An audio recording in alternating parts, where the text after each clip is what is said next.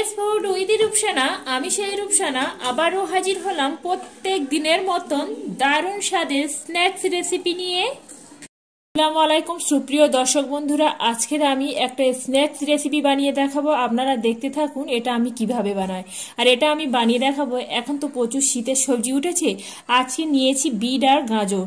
এখানে আমি সুন্দর করে গ্রেট করে নিয়েছি গাজর আর বিটকে। স্ন্যাক্স রেসিপি বানাবো বলে আগে থেকে আমি 300 গ্রাম ময়দাকে ভালো করে আমি মেখে রেখে দিয়েছি। বিট গাজর আর মটরশুঁটি ভাজার জন্য আগে থেকে কড়া বসিয়ে দিয়েছি। কড়াইতে এবার আমি পরিমাণ মতন সরিষার তেল দিচ্ছি।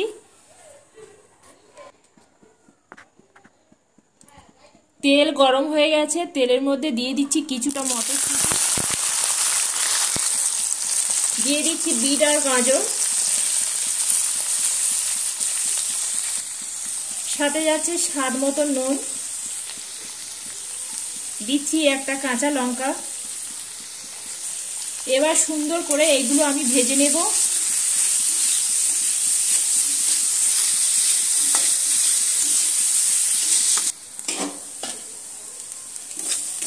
এটা আমার প্রায় ভাজা হয়ে গেছে। এবার আমি এর সঙ্গে যোগ করে দিচ্ছি এখানে কুচনো একটু ধনেপাতা নিয়েছি, ফ্রেশ ধনেপাতা কুচনো। ধনেপাতা কুচিগুলো এইভাবে দিয়ে একটু নেড়ে চেড়ে নিচ্ছি। আর দিয়ে দেবো এখানে আরও একটু চটপটা বানানোর জন্য এখানে নিচ্ছি একটা ম্যাগি মশলা। ম্যাগি মশলাটা আমি দিয়ে দিচ্ছি। ম্যাগি মশলাটা দিয়ে আবার সুন্দরভাবে এইভাবে নেড়ে চেড়ে নিচ্ছি। প্রায় 2 মিনিটের মতন একটু নেড়ে চেড়ে নেব। নেড়ে চেড়ে নিলে আমাদের স্ন্যাক্সের পুরটা একদম রেডি হয়ে যাবে। আর এইভাবে হলেও একবার বন্ধুরা আমার মতন করে এই রেসিপিটা একবার বানিয়ে দেখতে পারেন, খেতে অসম্ভব মজাদার হয়। এখানে আমার পুরটা একদম রেডি হয়ে গেছে। এবার আমি নামিয়ে নেব। এখানে একটা পিঁড়ে নিয়েছি, পিঁড়ের মধ্যে অল্প একটু ময়দা এইভাবে ছিটিয়ে নিচ্ছি। আর এখান থেকে একটা লেচি আমি আগে থেকে কেটে নিয়েছি, নিয়ে হাত দিয়ে একটু এইভাবে চ্যাপটা করে নিচ্ছি। নিয়ে এবার যেভাবে রুটি করে ঠিক আমি সেইভাবে রুটির মতন করে একদম পাতলা করে বেলে নেব। এখানে আমি একটা রুটি করে নিয়ে রুটিটা এখানে আমি সুন্দর করে বেলে নিয়েছি। আর রুটিটা ঠিক আমি এইভাবে পাতলা করে রেখেছি। এবার আমি আগে থেকে যে পুরটা রেডি করে রেখেছিলাম সেই পুরটা এবার আমি রুটির মধ্যে দিয়ে দেব। এবার আমি পুরটা এখানে সুন্দরভাবে হাত দিয়ে ছড়িয়ে দিতে হবে। একদম সুন্দরভাবে এই কাজটা করতে হবে। এখানে আমি করে নিয়েছি। এবার এইভাবে একদম সেটে সেটে এইভাবে ফোল্ড করতে হবে। কিভাবে করছি একটু দেখে নিন। এইভাবে করে নিলাম সুন্দরভাবে। একটা রোল তৈরি করে নিয়ে হাত দিয়ে এইভাবে আবার একটু লম্বা করে দেব। এখানে আমার একটা রোল একদম রেডি করে নিয়েছি। এবার এখানে একটা ছুরি নিয়েছি, ছুরি দিয়ে প্রথমে এই ধারের অংশটা আমি কেটে দেব। তারপরে ঠিক এইভাবে ছোট ছোট করে কেটে নেব আমি।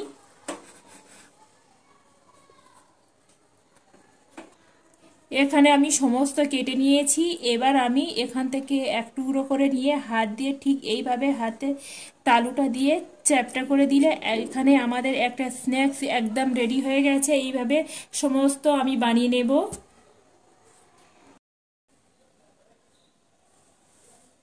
এখানে আমি সমস্ত স্ন্যাক্সগুলো একদম রেডি করে নিয়েছি। এবার আমার ভাজার পালা।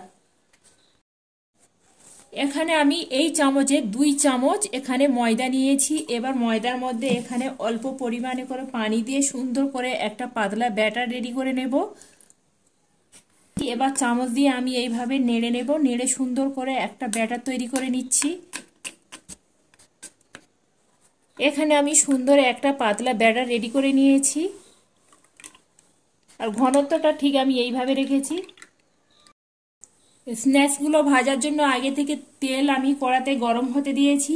এবার যে আমি ময়দার ব্যাটারটা রেডি করেছিলাম এবার আমি এখানে একটা করে নেব। আর এইভাবে সুন্দর করে কোট করে নেব। নিয়ে এইভাবে একটা একটা করে তেলের মধ্যে ছেড়ে দেব।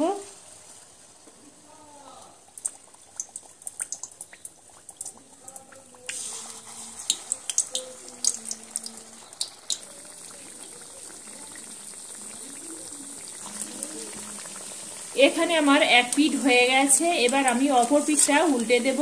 এইভাবে সমস্ত আমি অপর পিঠগুলো উল্টে দিয়ে সুন্দর করে একদম লাল লাল করে মুচমুচে করে ভেজে নেব।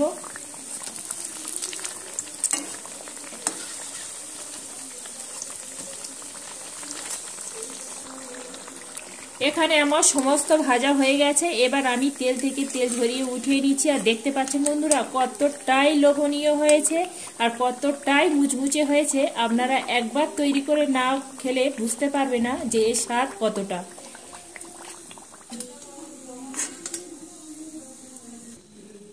একই তেলের মধ্যে বাকি যেগুলো আছে সেগুলো আমি একই রকম করে ভেজে নেব।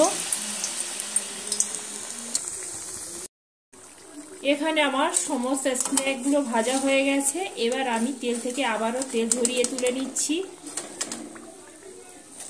আর শব্দ শুনেই বুঝতে পারছেন কতটাই মুচমুচে হয়েছে। বন্ধুরা আমার রেসিপিটা এখানে একদম রেডি হয়ে গেছে। আর একটা ভেঙে দেখাচ্ছি কতটাই মুচমুচে আর কতটাই খাস্তা হয়েছে, আর ভিতরে একদম পুর ভরা। বন্ধুরা আমার রেসিপিটি যদি ভালো লেগে থাকে বন্ধুরা একটা লাইক কমেন্ট শেয়ার করতে ভুলবেন না, আর পাশে থাকা বেল আইকনটি প্রেস করবেন। আমি যখন কোনো এইভাবে নিত্য নতুন সহজ সহজ রেসিপি দেব সবার আগে নোটিফিকেশন আপনাদের কাছে পৌঁছে যাবে।